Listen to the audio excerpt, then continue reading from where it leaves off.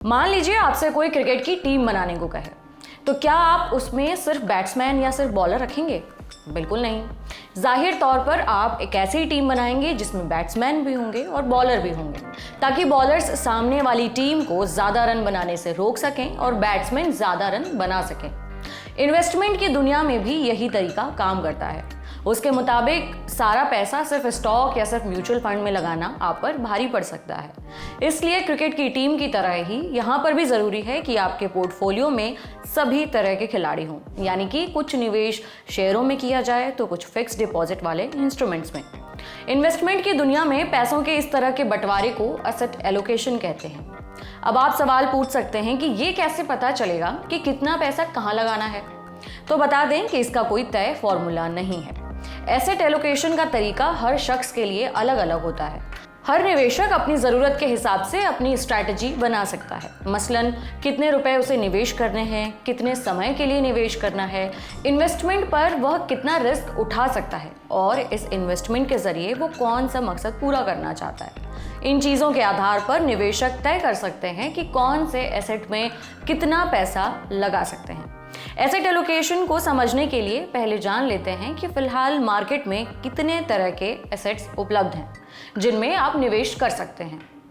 दरअसल हर वो चीज़ जिसमें पैसा लगा करके या इन्वेस्ट करके आपको पैसा बढ़ाने का मौका मिलता है, उसे हम एसेट क्लास कहते हैं। जैसे कि FD, bond, share, mutual fund, ये सब तमाम चीज़ें एसेट के अंदर आती हैं। हर एक एसेट क्लास कुछ रिस्क के साथ आता है।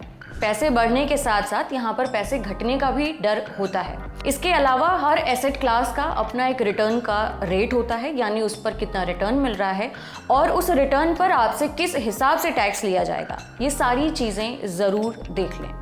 निवेश के मकसद के हिसाब से इन्वेस्टर तय कर सकते हैं कि कौन सा एसेट क्लास उनके लिए सही रहेगा। आगे बढ़ने से पहले कुछ पॉपुलर एसेट क्लास के बारे में जान लेते हैं। इसमें सबसे पहले बात करते हैं फिक्स्ड डिपॉजिट यानी एफडी की, जहां पर भी निवेशकों को तय समय तक इन्वेस्टमेंट जमा रखने के बदले कुछ फिक्स रकम मिले, उस तरह के एसेट फिक्स्ड डिपॉजिट एसेट कहलाते हैं। इसमें सरकारी बॉन्ड, कॉरपोरेट डेट, सिक्योरिटीज जैसे तमाम चीज़ें आती हैं। दूसरा एसेट क्लास है इक्विटी मार्केट का। शेयर और शेयरों से जुड़े हुए निवेश वाली सभी चीज़ें इस कैटेगरी के अंदर आती हैं। यहाँ पर कोई फिक्स रिटर्न नहीं मिलता है। जिस हिसाब से शेयर बाजार में उतार चढ़ाव होता है, उसी हिसाब से आपका पैसा भी घटता और बढ़ता है।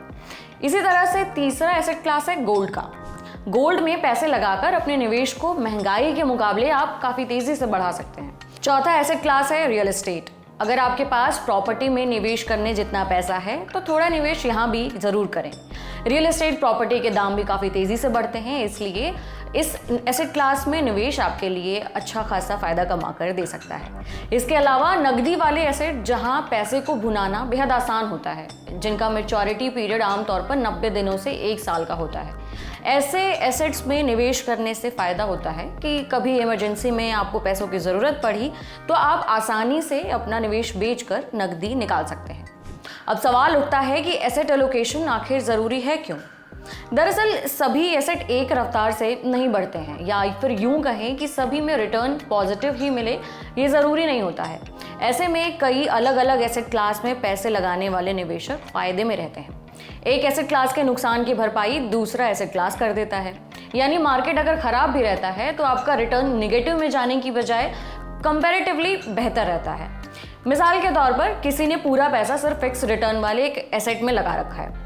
चूँकि रिटर्न की गारंटी है, इसलिए मार्केट ऊपर जाए या नीचे आपका रिटर्न तय है। जो फिक्स किया गया है उतना पैसा आपको मिलेगा ही। लेकिन इस निवेश के साथ आपने जितने रिटर्न की उम्मीद की होगी या फिर कैलकुलेशन किया होगा, समय बीतने के बाद वो रकम आपके हाथ में नहीं आएगी। इसलिए कहा जाता है कि अलग अलग तरह के एसेट में पैसे ज़रूर बांट दें, क्योंकि अक्सर ऐसा होता है कि अगर कोई एक एसेट खराब परफॉर्म कर रहा है तो दूसरा अच्छा रिटर्न दे रहा है।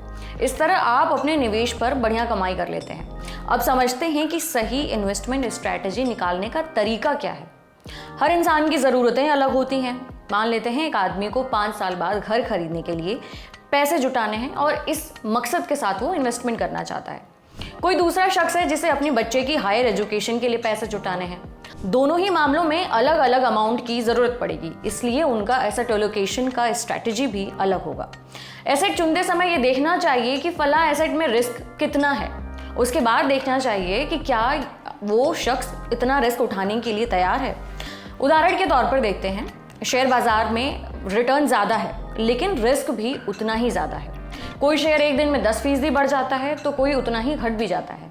ऐसे में आपको देखना होगा कि आपका इन्वेस्टमेंट एक दिन में अगर डूब जाए तो आपकी ज़िंदगी पर इसका कितना असर पड़ेगा।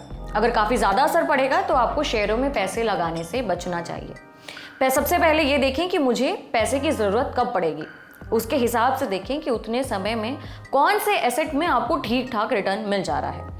ऐसे एसेट क्लास की लिस्ट बनाएं और उसमें अपने रिस्क के हिसाब से इन्वेस्ट कर दें।